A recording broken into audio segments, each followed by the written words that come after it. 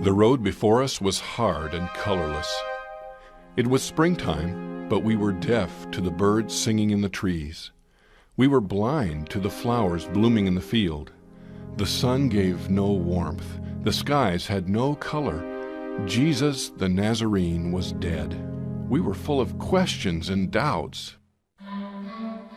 We had been in Jerusalem for the Passover. It was only a few miles from our village of Emmaus, but instead of celebrating the feast of deliverance with joy, we observed the crucifixion of our deliverer with despair. We were at Golgotha. We saw him die. I had come to believe this Jesus was the Messiah. My friend and I were both his disciples, not chosen to be among the 12, but disciples no less. We followed him. We listened to him preach. We submitted to his instruction. We believed his words. We expected to see him established as God's anointed king on earth, the hope of Israel and light to all the nations. Instead, we saw him crucified, falsely convicted by our leaders and executed by the Romans. He was gone. When he died, all our hopes died. The crucifixion was Friday. We stayed in the city through the Sabbath. The weight of his death grew on us each hour until it seemed we would be crushed completely. On the morning of the first day, we prepared to return to Emmaus. There was nothing more to do in Jerusalem. There was some chance the authorities would arrest any disciples of Jesus they could find. Those who stayed in the city were keeping out of sight. As we prepared to leave, we heard some rumor that his grave was empty. Someone had heard it whispered that the women had seen him alive. Another snatch of news had it that Peter and John had been to the tomb and seen it empty. But who knew for sure? There was no way to know. We took to the road. We walked some distance in sad conversation. Then we became aware of footsteps behind us. A man by himself. We let him join us.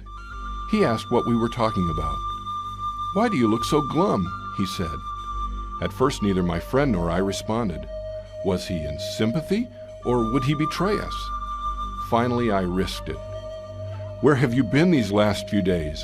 Haven't you heard what has happened in Jerusalem? Are you a stranger here?" How could anyone within miles of the city not know what had happened? This had been no common execution. 3 hours of thick darkness covered the land. Never had earthquakes accompanied a crucifixion. How could this stranger be ignorant of all this?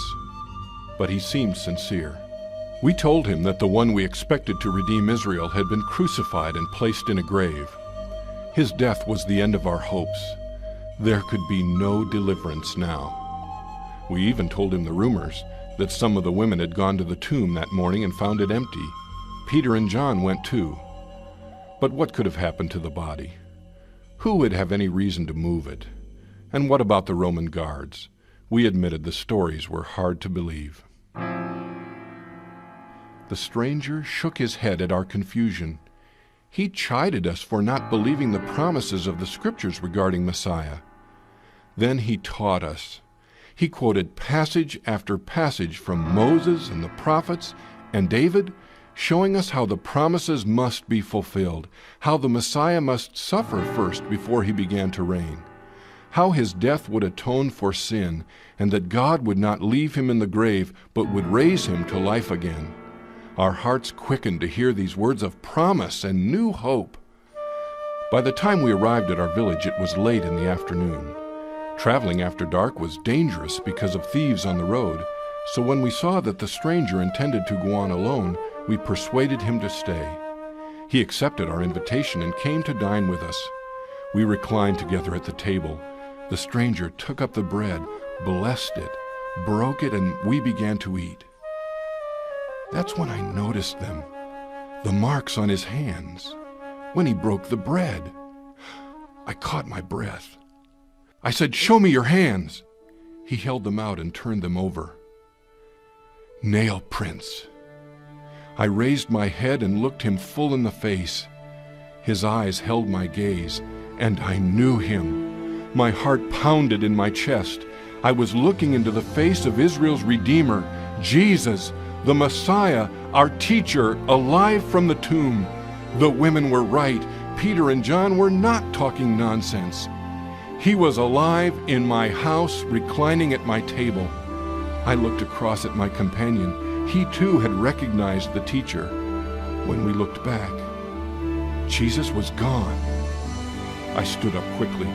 We have to go to Jerusalem. We must tell them what's happened. My companion said, "Are you crazy? We've been on the road all day and now it's after sunset. It will be dangerous." I picked up a heavy walking stick. We left everything and rushed back to Jerusalem. That 7-mile journey was the most exciting of my life. If there were bandits, we never saw them. In the city, we found a place where the disciples were hiding. We burst in. Peter, James, John, and the others. We told them. Then we told them again. They told us what they had seen. That small room could barely contain us. Yes, I am one of the 12 voices of Easter.